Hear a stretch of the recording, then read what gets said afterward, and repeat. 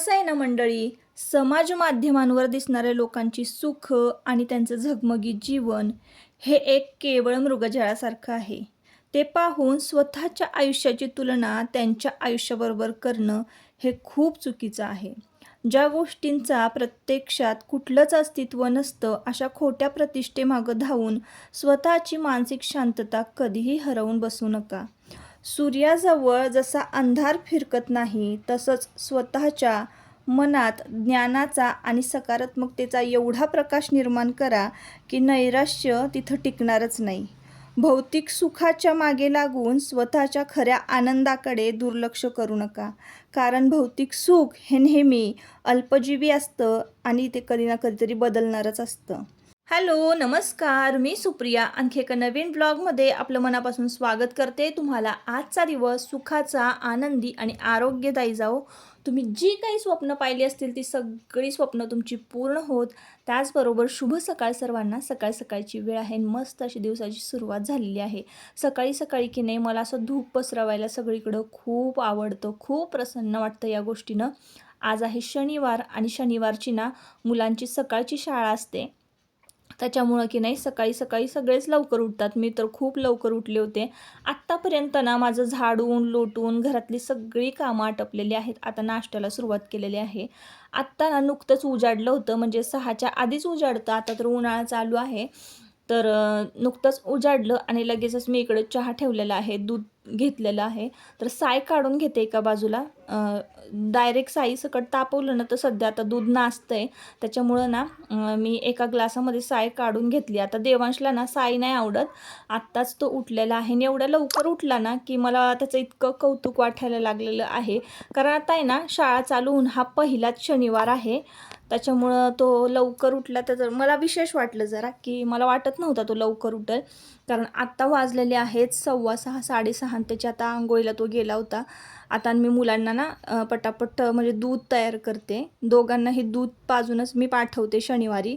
कारण सकाळी सकाळी नाश्ता तरी काय देणार एवढ्या सकाळी, कारण 6:15ला ते घराच्या बाहेर पडतात म्हणून. आणि चला आता इकडे चहा पण तयार झालेला आहे गरमागरम. जसं की मी तुम्हाला सुरुवातीला सांगितलं की आपण ना आता सध्या की नाही आपलं आयुष्य आहे ना एका रोबोटच्या हातात गेलेलं आहे. मग ते अगदी वयस्कर असू दे, लहान मुलं असू दे, मोठं मूल, म्हणजे शून्य वयोगटापासून म्हणूया आपण.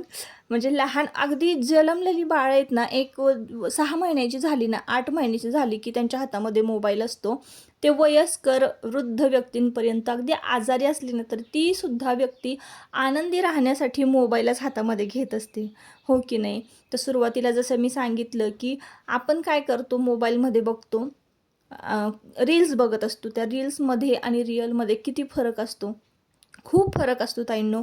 आता सध्या की नाही सोशल मीडिया, AI इतकं इतकं पुढं गेलेलं आहे ना की आपण म्हणजे काय विचारच करू शकत नाही. आणि ना ज्या माणसांना AI, सोशल मीडिया किंवा किती हे पुढं गेलेले आहे, कारण AI थ्रू बनवलेले व्हिडिओ जे आहेत तर ते कळत नाहीत ना, तर अशा काही माणसांची का नाही फसवणूक होते.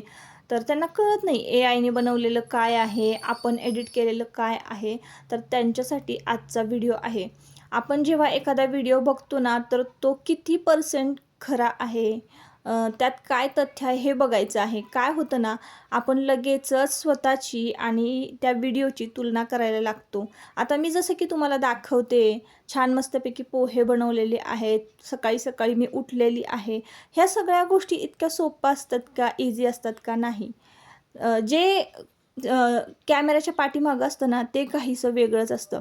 आता माझं डोकंच दुखत असेल पण ते मी तुम्हाला सांगणार आहे का? नाही. मला अस्वस्थ होतंय ते सांगणार आहे का? नाही.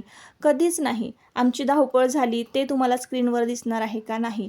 म्हणजे काही गोष्टी ज्या आहेत ना त्या ब्लँक होतात. म्हणूनच व्हिडिओ जे आहेत ना, जे दाखवतो आम्ही दाखवतो.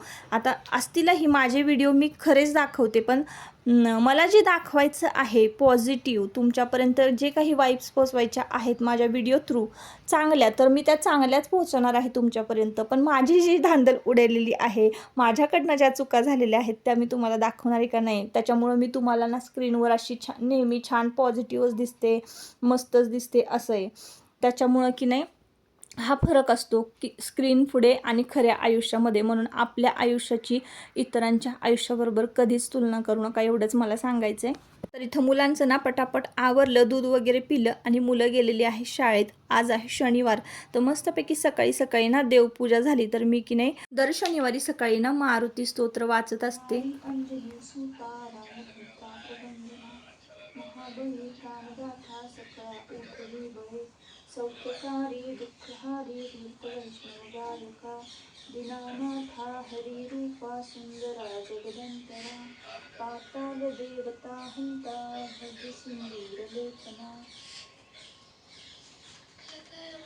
लोकनाथा जगन्नाथा प्राणनाथा पुरातना पुण्यवंता पुण्यशीला पवना परितोषिका भजांगी उचले बाहो आवे लोकला पुढे काळाग्नी काळ रुद्राग्नी दीक्षिता कापती भये ब्रह्मांडी मायदेवी न आवळे दंतपंगती नेत्राग्नी चालल्या ज्वाळा भुकुटी टाकल्या बळे. आधी ना मी मारुती स्तोत्र वाचत नव्हते, पण ना आता सध्या वाचायला लागलेले आहे. कारण आपण जेव्हा एखादं स्तोत्र वाचतो ना त्याच्यामध्ये उल्लेख झालेला असतो.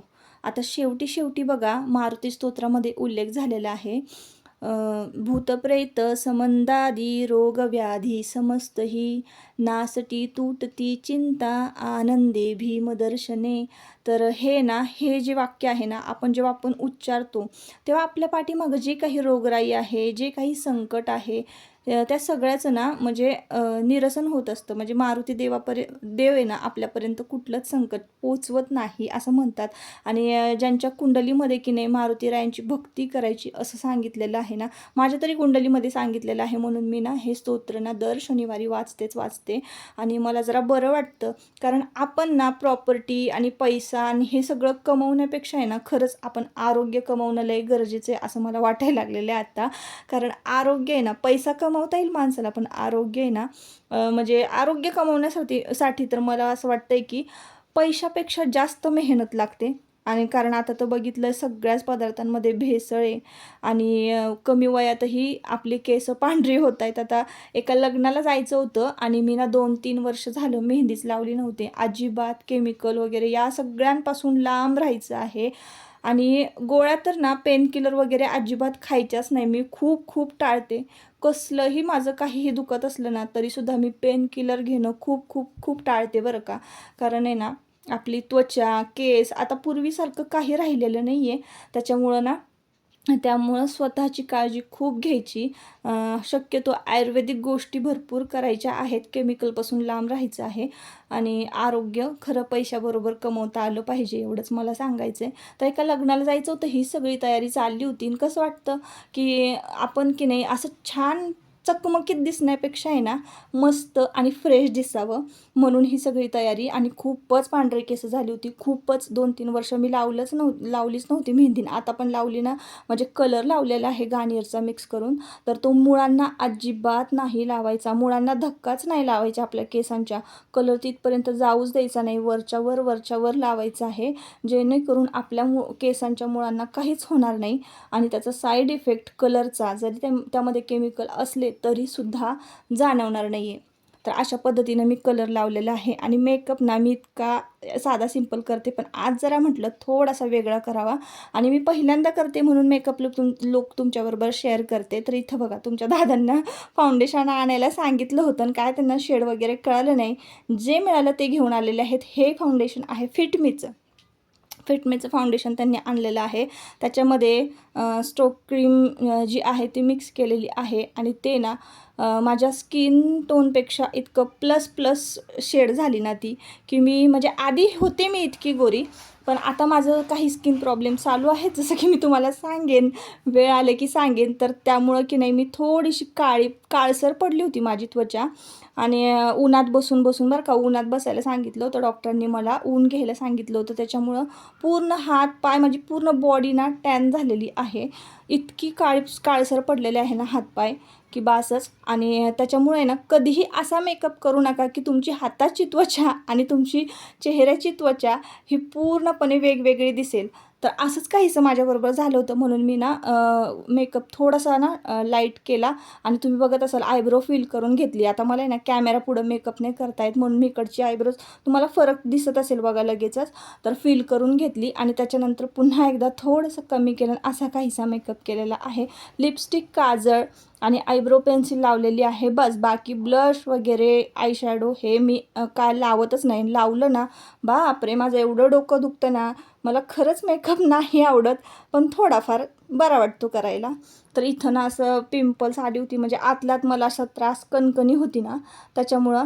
आणि तुम्हाला मी शेड दाखवते माझ्या हाताची आणि चेहऱ्याची. तुम्ही बघत असाल किती फरक आहे. इतकी गोरी मी नाही आहे, म्हणजे होते पण आता थोडंसं टॅनिंग झालेलं आहे हातपाय. तर चला असो, आता हे काय पुसून कितीही मेकअप पुसला तरी तो तसाच दिसणार आहे. पण मी कुठल्याही प्रकारचं फिल्टर लावलेलं नाही ताईंनो. मी तुम्हाला जशी स्क्रीनवर दिसते ना तशीच मी रिअलमध्ये आहे बरं का.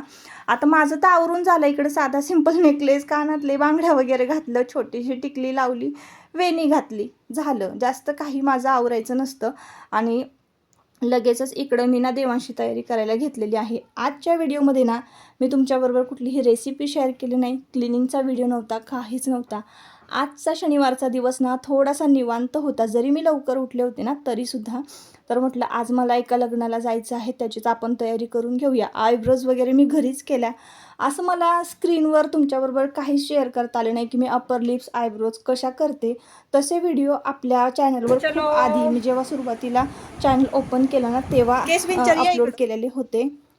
त्यानंतर आम्ही पोहोचलेलो आहे इकडं लग्नाला. आणि लग्न वगैरे लागलं इतकं मस्त छान, म्हणजे 1 तासभर आधीच आम्ही पोहोचलो होतो. गप्पा वगैरे झाल्या, मैत्रिणींबरोबर फोटो काढले, सगळं झालं. लग्न लागल्यानंतर निघालो परत पुन्हा घरी.